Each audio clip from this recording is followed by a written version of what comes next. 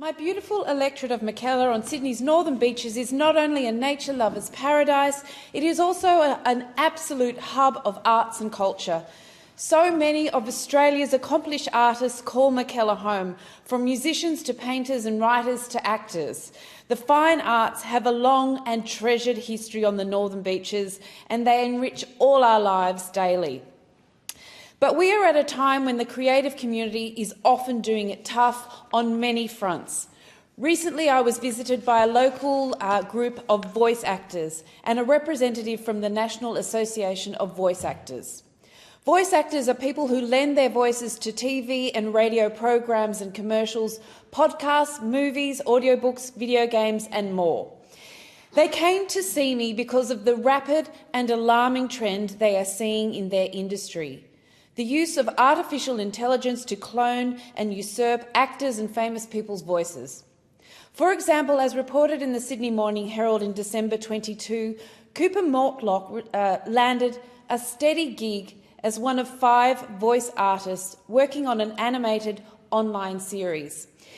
He signed a contract for 52 episodes to be recorded over 12 months, but when it reached episode 30, his contract was cancelled. Then about a year later, the producer released another episode using an AI clone of his voice and the voices of the other actors. Even Scarlett Johansson recently alleged that OpenAI used an AI-generated version of her voice for its personalised digital assistants. This happened after she had declined permission for her actual voice to be used in the app. As it now stands, 90% of voice actors in Australia are moderately to extremely concerned by the potential for the theft of their intellectual and creative work. Sadly, this is already happening, and voice actors' art and livelihoods are under real threat. The Australian Association of Voice Actors recently gave evidence to a Senate committee on artificial intelligence, stating that the jobs of around 500 Australian voice actors are already in danger from AI. Australia is lagging far behind other regions of the world when it comes to the protection of personally identifiable information.